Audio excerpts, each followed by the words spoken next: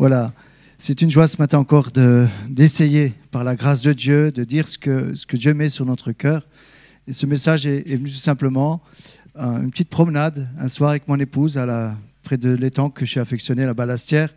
Et pendant que je parlais de mais qu'est-ce que le Seigneur va m'aider pour ce dimanche, et paf, c'est venu. Et là, je me suis dit, ok Seigneur, on va travailler ce sujet. Alors ce sujet, c'est un face-à-face avec Dieu et également un face-à-face avec nous-mêmes. Ce matin, nous allons nous arrêter sur l'histoire d'un personnage qui a fait une rencontre personnelle avec Dieu. Grâce à cela, il va éviter le pire pour sa vie. Sa vie était en danger. Il y avait un problème de famille et son frère s'était promis de le tuer. Il y a eu une embrouille. Est-ce que vous savez de qui je veux parler? Jacob et Ésaü. Et au travers de ce passage de ce matin, nous allons voir qu'ensemble, même face à une situation la plus compliquée, la plus extrême que l'on peut vivre, il y a toujours une solution. Mais je me rends compte d'une chose, il y a un combat à livrer dans la prière. Et ce n'est pas simplement une petite prière qu'on va monter comme ça vers Dieu qui va régler tous vos problèmes. Ça, c'est de la religion. Vous voulez vivre de grandes choses, il faut se mettre à genoux et il faut y aller au casse-pipe, comme on dit. Je vous étonne, hein? Je ne vais pas trop vous froisser ce matin, mais j'aimerais vous dire qu'il y a une réalité dans le combat spirituel que nous devons livrer. La Bible dit, peut-être pour certains ce matin, vous êtes un petit peu étonnés de ce que je vais dire, mais elle dit clairement que nous n'avons pas à lutter contre des personnes, des fois, qui sont en face de nous. Ce que dit la Bible, c'est la chair et le sang, mais que derrière des personnes, il peut y avoir des puissances. Et croyez-moi, quand vous avez affaire à des personnes où la puissance parle au travers de leur bouche, vous comprenez qu'il y a réellement un combat spirituel. Croyez-moi, il y en a beaucoup qui ont compris ça et qui travaillent là-dessus. Alors ce matin, je voudrais faire un petit électrochoc, je ne sais pas, mais en tout cas, par la grâce de Dieu, vous dire, c'est sérieux, le combat spirituel. Dieu a des projets pour ta vie. Qui que tu sois ce matin, au milieu de nous. Dieu a des projets pour ta vie. Mais j'aimerais te dire que tu peux passer à côté de ce que Dieu a pour toi. Ce ne sera pas de la faute de Dieu. Cela ne dépend jamais de Dieu, mais toujours de nous-mêmes. Il y a des projets que Dieu a préparés d'avance pour vos vies, chacune de vos vies. Nous avons été créés parce que Dieu nous aime et il a préparé d'avance pour nous des œuvres afin que nous y entrons, que nous les pratiquions. Ça, c'est le plan de Dieu. Quelle que soit ta culture, quelle que soit ton origine, ton passé, tes expériences spirituelles, j'aimerais te dire que Dieu a un plan pour ta vie. Tu sais pourquoi? Parce qu'il t'aime. Pas parce que tu as des muscles, hein. Pas parce que tu as un certain niveau social ou autre. Tout simplement parce que Dieu t'aime, parce qu'il t'a voulu. Même si tu crois que tu as un accident, j'aimerais te dire que Dieu t'a voulu et il a un projet pour chacune de nos vies. Avant de faire la lecture, je parlerai de cet homme Jacob. Son nom déjà veut dire trompeur, supplanté. Il est jumeau d'Ésaü. Voilà que Ésaü est le préféré de son père. C'est un chasseur qui sait lui préparer de bons plats et son père le préfère à Jacob. Par contre, la Bible nous dit que Jacob est le préféré de sa mère. Jacob, c'était un berger. Il aimait méditer, il aimait être dans les tentes. Et sa mère le préférait. Donc, quand on commence dans une famille à avoir des préférences avec les enfants, j'aimerais vous dire, vous allez tout de suite, vous allez voir plus tard qu'il y aura des problèmes qui vont surgir. On doit être juste avec nos enfants. On doit tous les aimer, comme Dieu nous aime tous particulièrement. Voilà que ce chasseur, qui connaît cela? Nous, je me rappelle, hein, une petite parenthèse là pour mes sœurs qui sont là, et mon frère, on était une famille nombreuse. Des fois, il manquait des chaises. On était 10 enfants. Je me rappelle quand on était tous des gamins. Regardez la télé, je me rappelle, regardez même ça dans la cuisine, je vous révèle des choses. Hein. Il y avait toute une troupe qui était là. Et dès qu'il y en a un qui partait, hop, l'autre il se mettait à la chaise de l'autre. Et on lui disait, qui va à la chasse. Mais vous savez d'où que ça vient? Ça vient de ce passage. Ça vient de ce passage. En réalité, il y avait donc ce chasseur Ésaü. Il revient fatigué. Je ne sais pas ce qu'il avait fait comme prise. Sans doute un cerf avec des grands bois. En tout cas, c'est ce qui va arriver à chasser après, ce que l'on dit en tout cas. Et il revient fatigué de la chasse. Et son frère, qui est un bon cuistot, du moins son frère, oui, Jacob, va préparer un plat de lentilles. C'est bon les lentilles, hein? Surtout pour la vue. Non, c'est bon, il y a du fer dans les lentilles.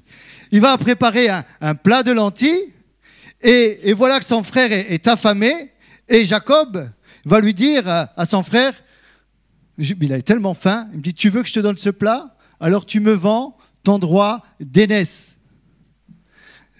Ésaü était tellement affamé qu'il a négligé ce droit d'aînesse pour prendre ce plat de lentilles. Affaire conclue. Donc tu me donnes ton droit d'aînesse. Alors c'est quoi le droit d'aînesse? Le droit d'aînesse signifiait que l'aîné aurait une double part des richesses de la famille et qu'en retour il présiderait la famille, prendrait soin de la mère et des sœurs après la mort de son père. Donc il aura une double portion d'héritage. Et Ésaü va négliger ça. Pour lui, que sa mère plus tard, ce qui va en devenir, de toute façon, ce n'est pas son préféré. Qu'importe ce qui arrivera pour la famille, allez tiens, contre un plat de lentilles. Donc cela démontre qu'Ésaü ne prenait pas au sérieux ces réalités-là. Ces réalités aussi spirituelles, parce qu'il y avait aussi à subvenir dans ce domaine-là. Ça situe un peu le tableau. Maintenant qu'Isaac est vieux, arrive le moment, il a 137 ans. 137 ans, son frère Ismaël venait de mourir à 137 ans.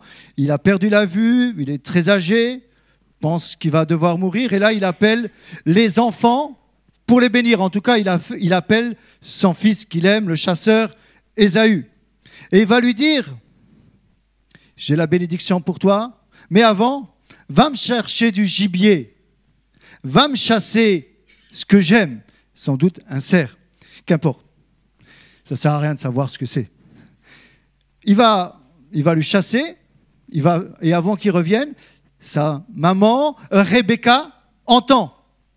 Et elle se dit, il va donner la bénédiction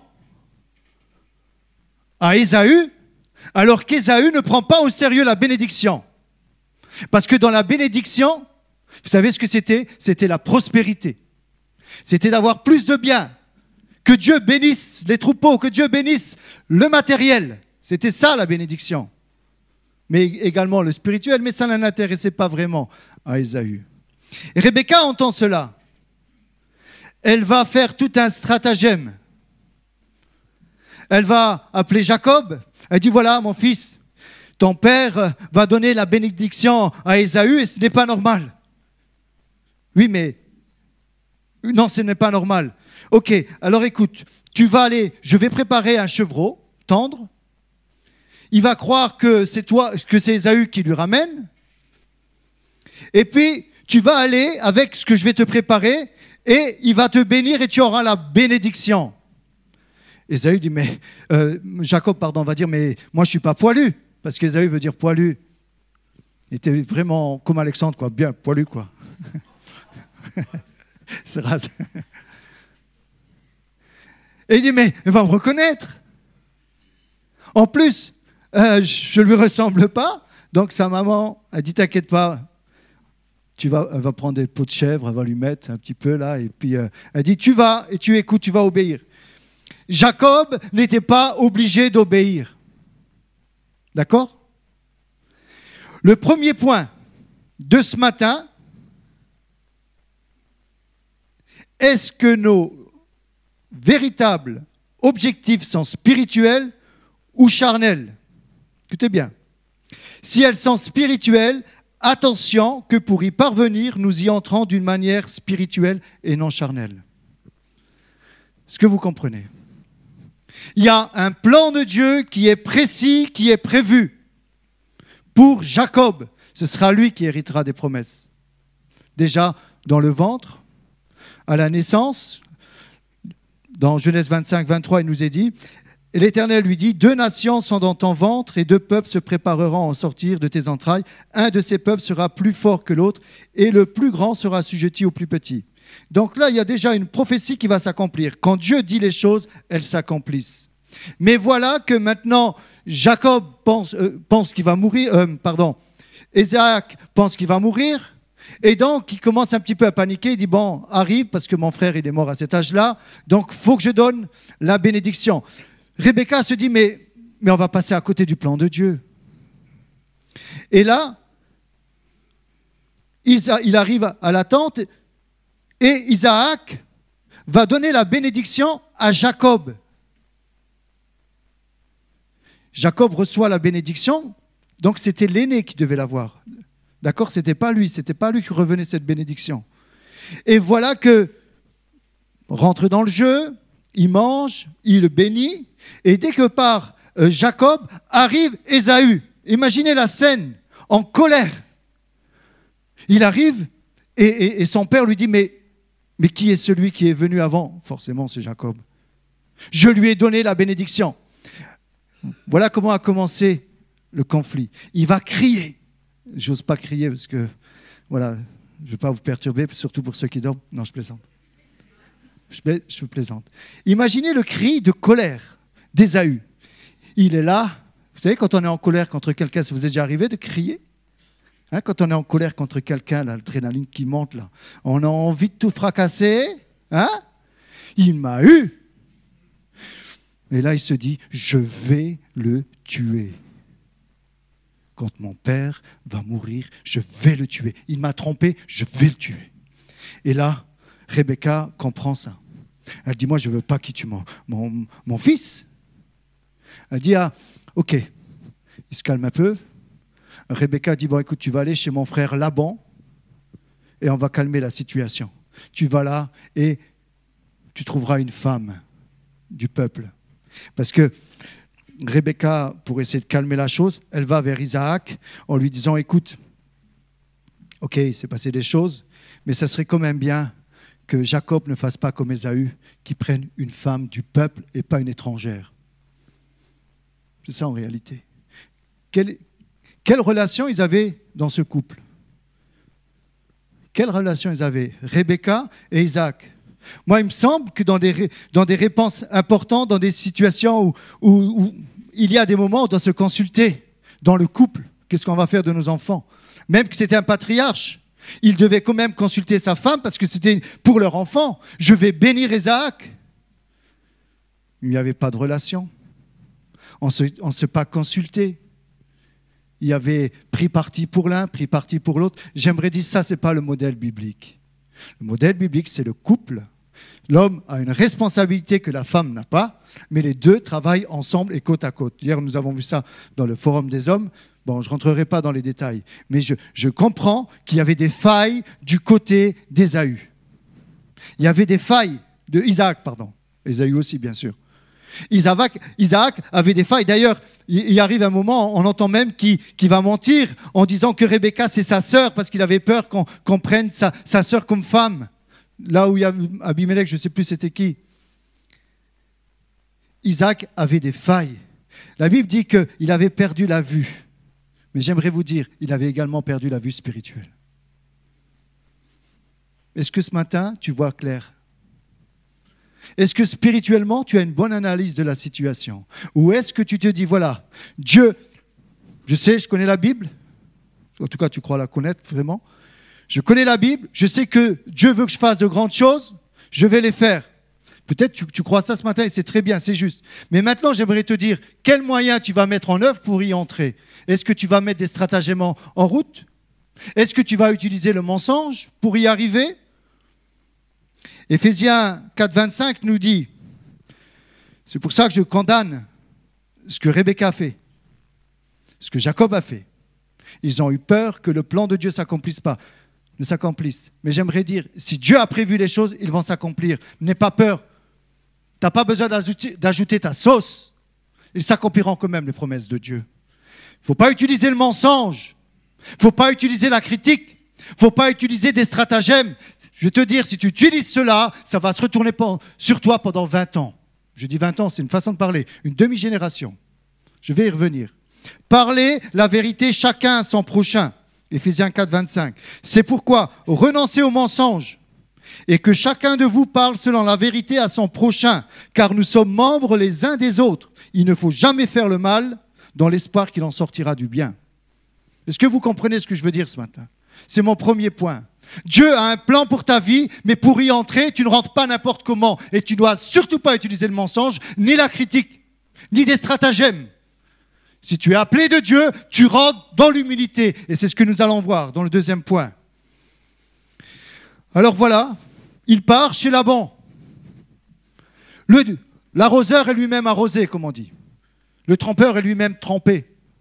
Il va chez Laban, il voit Rachel, il tombe amoureuse. C'est déjà arrivé, moi ça m'est arrivé, amoureux. Et Rachel tombe amoureuse de Jacob, c'est le coup de foudre. Jacob est prêt à tout pour sa femme, c'est beau, hein? Il est prêt à tout, il va dire à Laban, tu es mon cousin, ok, tu es mon oncle, pardon. Et je ne veux pas faire les choses pour rien, dis-moi, à l'époque il fallait payer la dot, dis-moi ce que je peux faire pour avoir Rachel. À l'époque c'était plus facile, hein? Travaille pour moi 7 ans et je te donnerai ma fille. T'as compris, toi, là-haut? Vous n'avez pas vu qui j'ai montré? Je vous interdis de tourner la tête. C'était un message subliminal.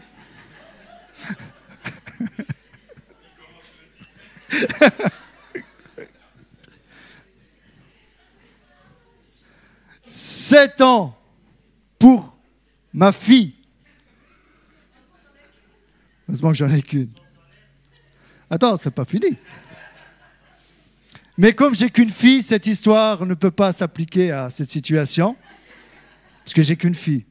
Voilà que la Bible dit qu'il était tellement amoureux, comme certains, il était tellement amoureux que ces 7 ans sont passés très vite comme un jour. Vous savez, quand on est amoureux, ça passe vite, hein? Bientôt le mariage, bientôt on y est. Quand on est amoureux, ça passe vite. Et voilà qu'arrive le jour du mariage, et Léa, Laban va dire à sa fille, écoute, tu vois, comme ça se faisait dans ses pratiques, hein, on mettait le voile, on ne voyait pas le jour du mariage, il fallait enlever le voile. Et voilà que Léa, dans la nuit de noces, c'est Léa qui va aller à la place de Rachel. Et Jacob, il ne le voit pas tout de suite.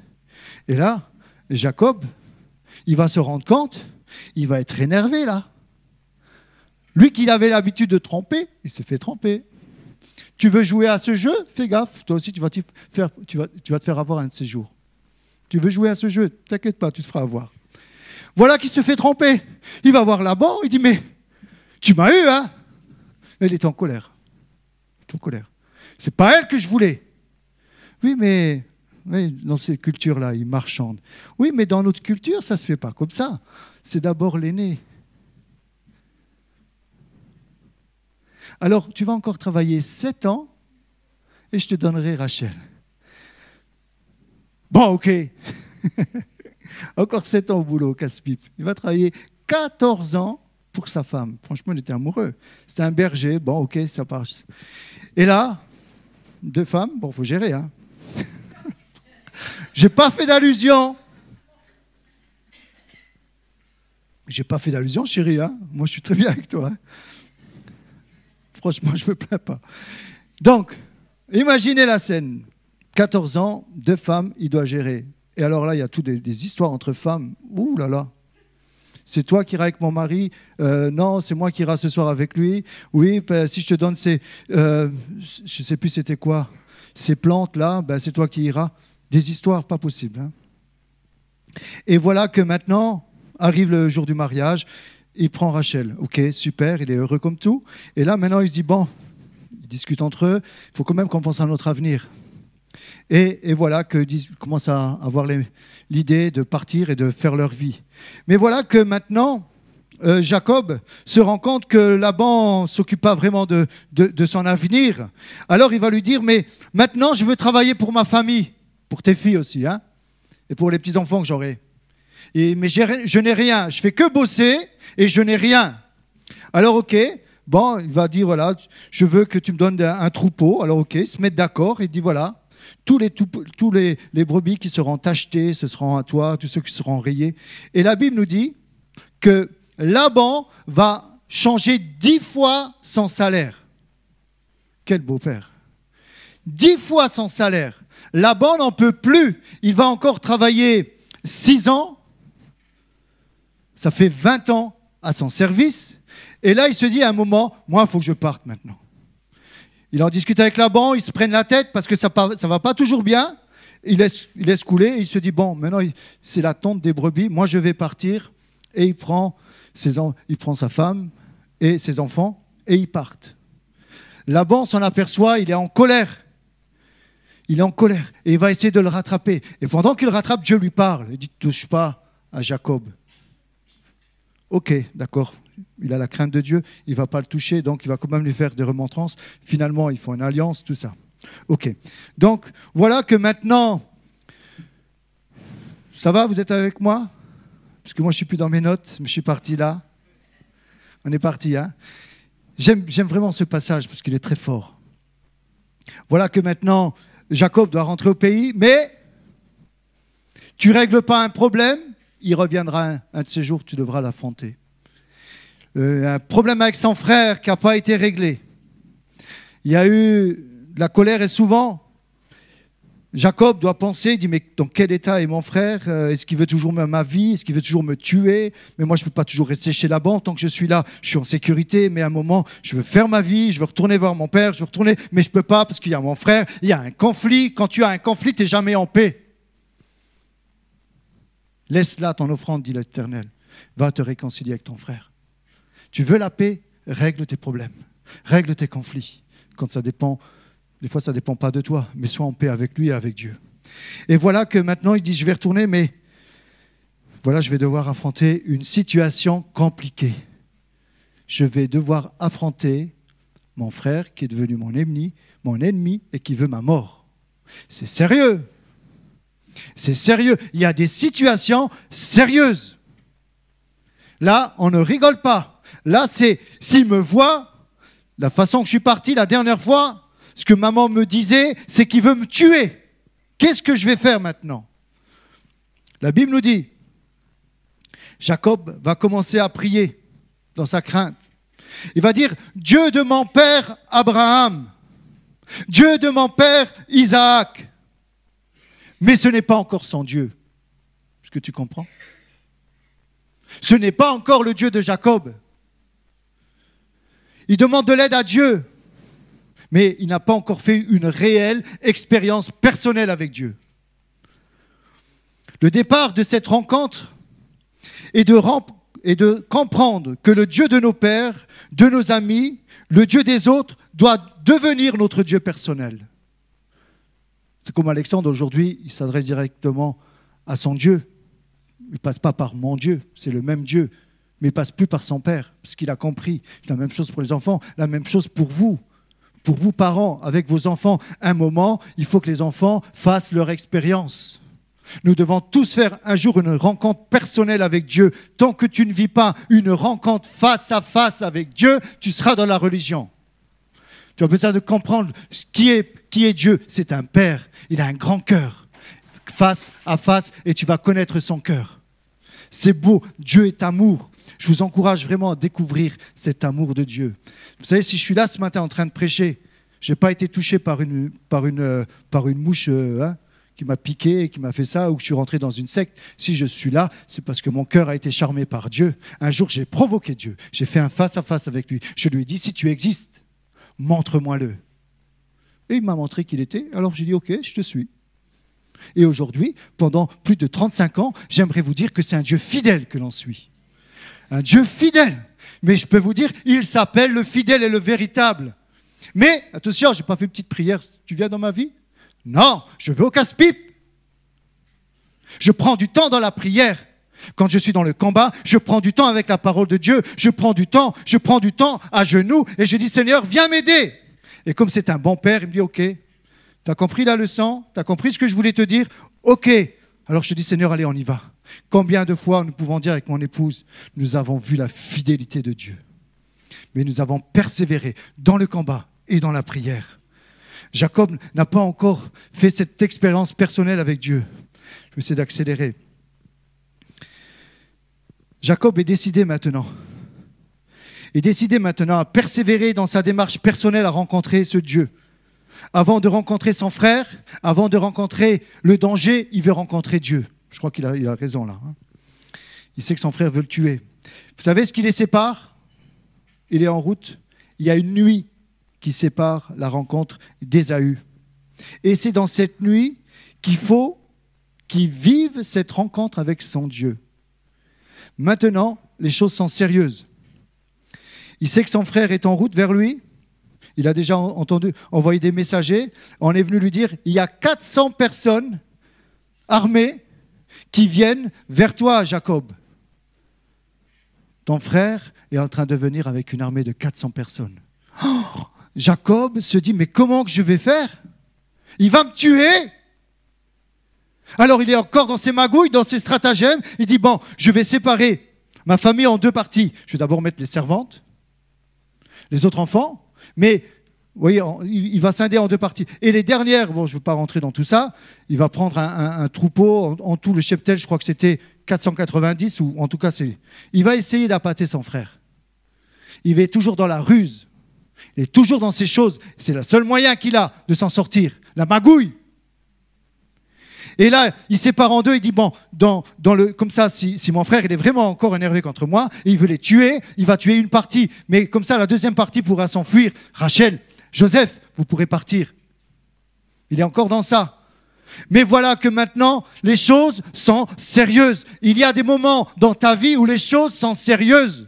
Tu es seul dans la nuit face à une réalité de la mort ou de la vie.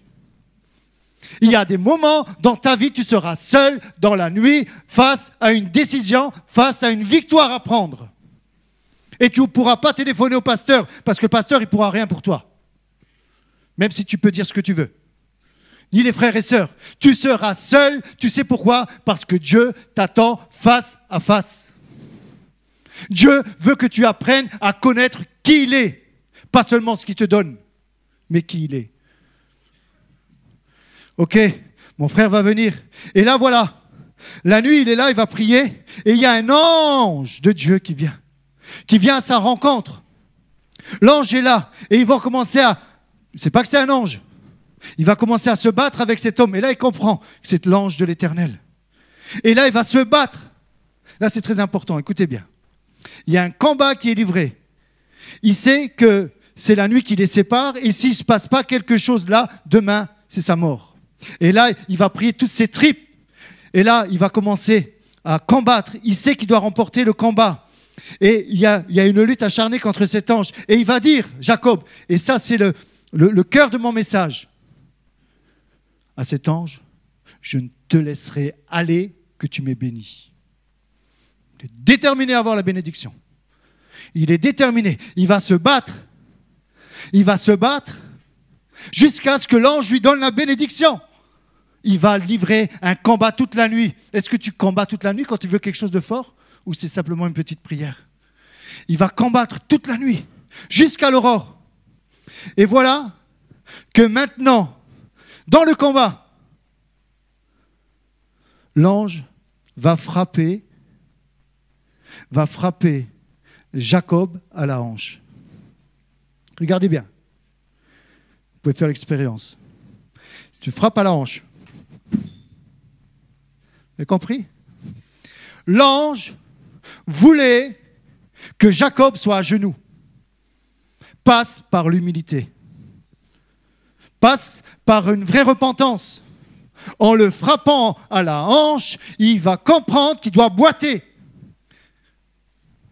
Vous ne comprenez pas trop ce que je veux dire. Ce matin, je te poserai une question qui va peut-être te surprendre. Est-ce que tu boites ce matin?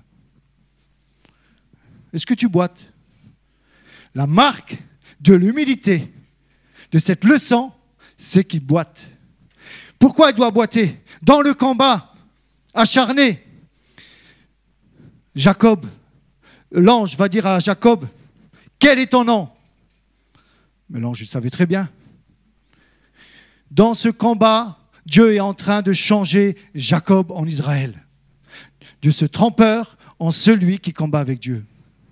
Dans le combat, il y a une transformation de sa personne, de sa façon de marcher par la chair.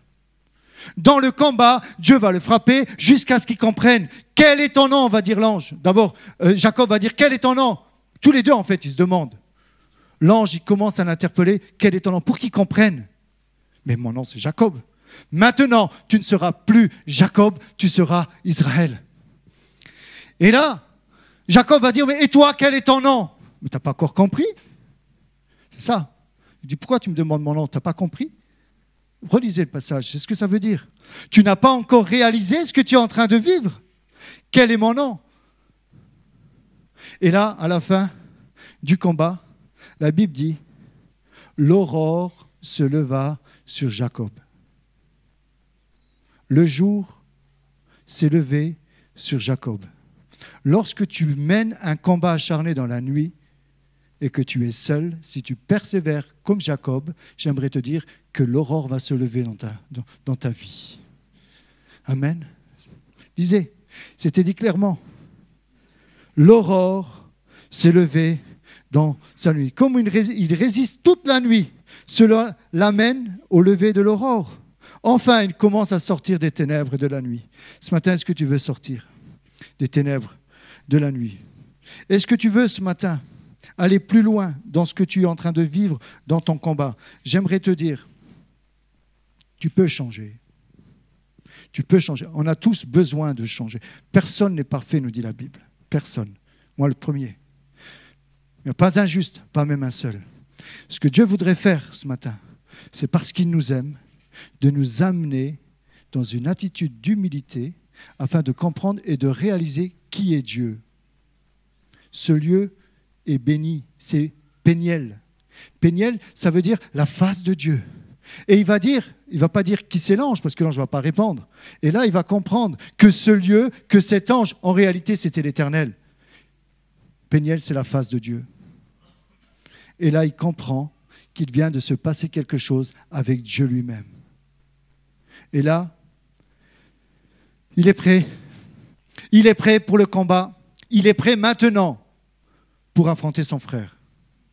Maintenant, Jacob, c'est Israël. C'est plus le même. Quand tu changes, quand tu n'es plus le même, Dieu va commencer à t'utiliser. Quand tu n'es plus le même, quand tu n'es plus un trompeur, Dieu va commencer à t'utiliser. J'aimerais te le dire.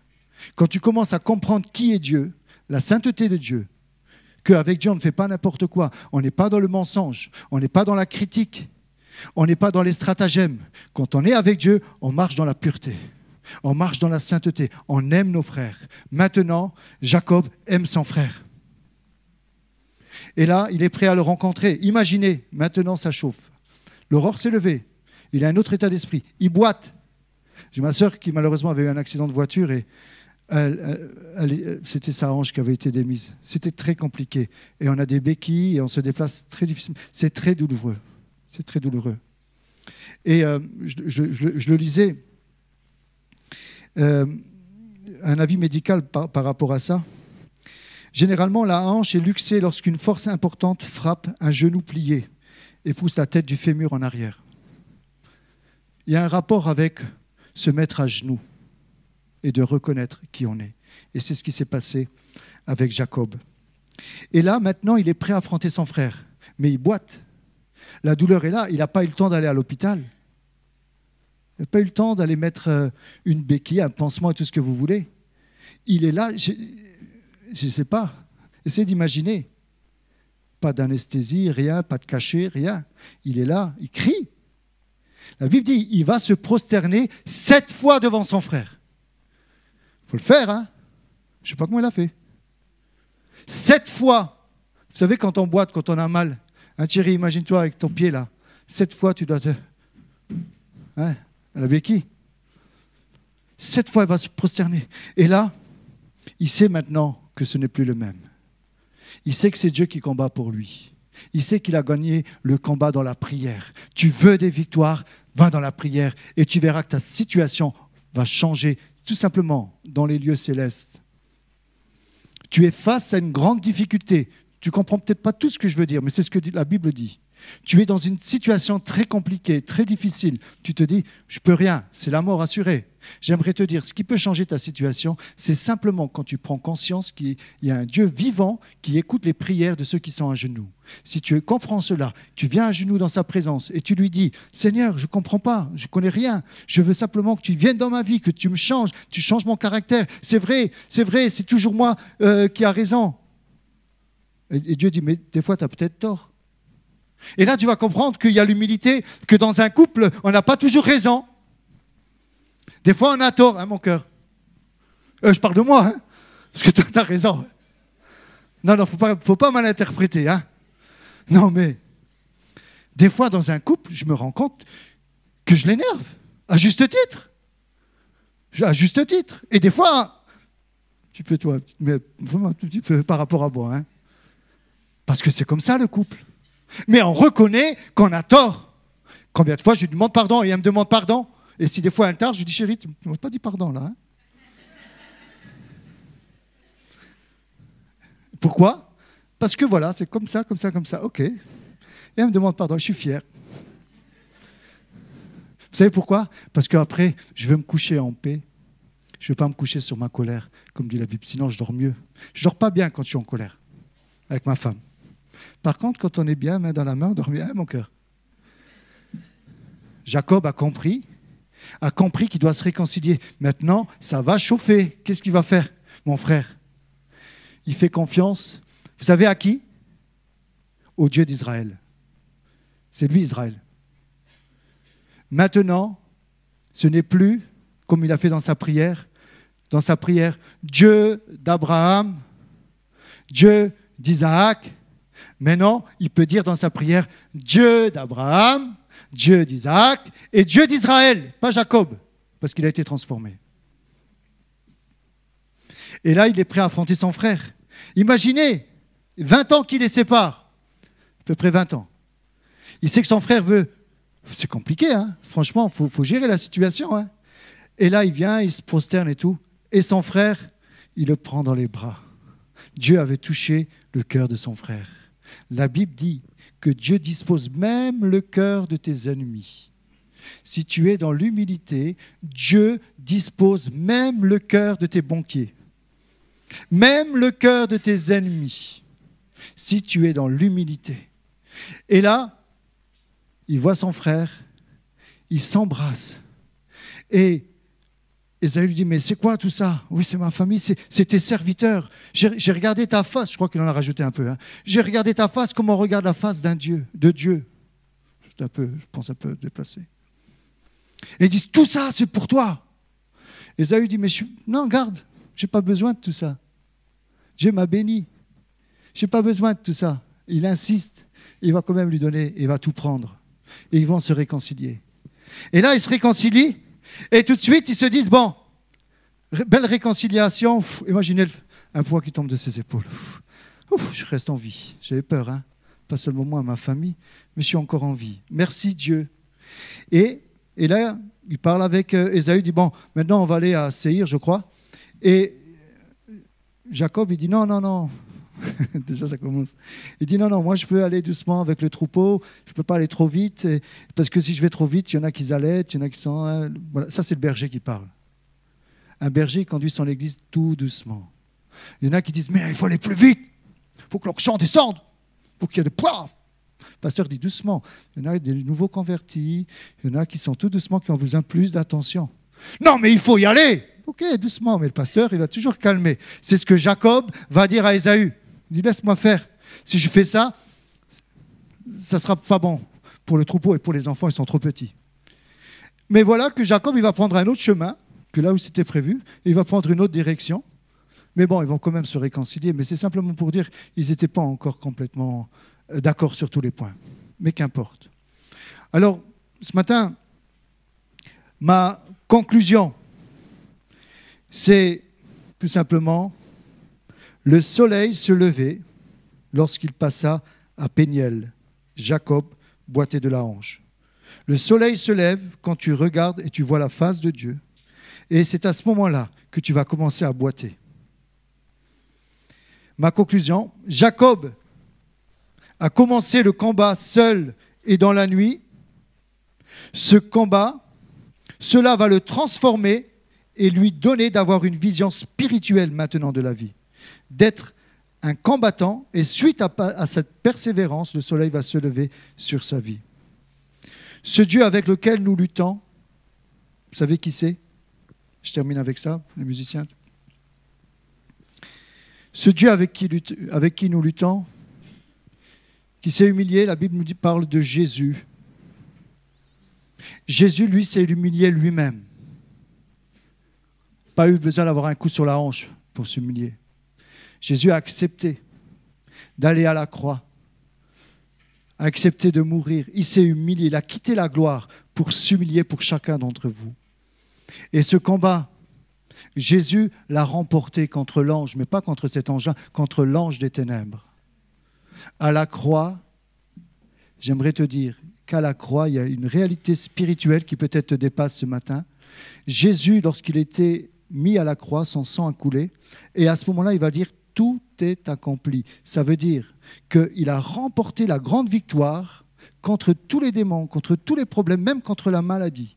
Et que tous ceux qui ce matin acceptent que Jésus est leur Seigneur, leur Sauveur, celui qui est mort pour eux, qui a pris son péché sur ses épaules, tous ceux qui acceptent cela, j'aimerais vous dire que ce matin, vous serez réellement libre. Il y a un poids qui va tomber de vos épaules. Il n'y a plus de condamnation ensuite pour ceux qui sont en Jésus-Christ.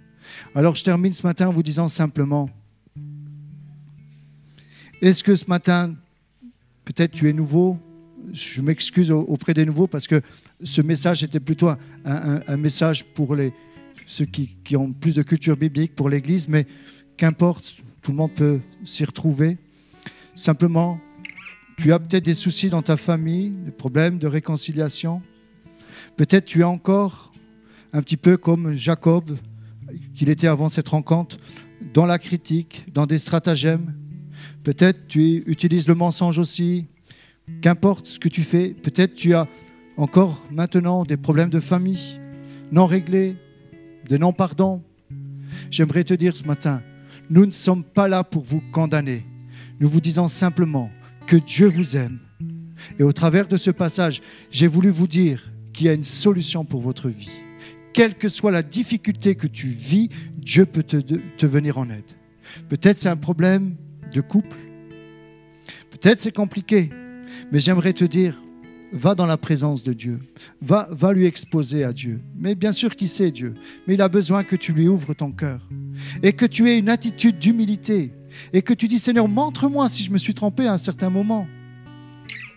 Ok, souvent on pense qu'on n'a toujours que raison, mais peut-être l'humilité va nous faire regarder les autres comme étant au-dessus de nous, dit la Bible. Alors ce matin, quelle que soit la difficulté dans laquelle tu es, je ne la minimise pas. Parce que cet exemple nous montre que c'était sérieux. Mais avec la persévérance, tu peux remporter le combat. Ce n'est pas une simple prière comme je le disais en introduction. Mais si tu te prends la peine de lire un peu les Écritures, de comprendre, et tu verras, il y a plein d'exemples de personnes qui ont vécu l'épreuve et qui s'en sont sorties. C'est ça la Bible. Et ça va produire de la foi en toi. Alors est-ce que tu veux rencontrer ce Dieu victorieux ce matin dans ta vie?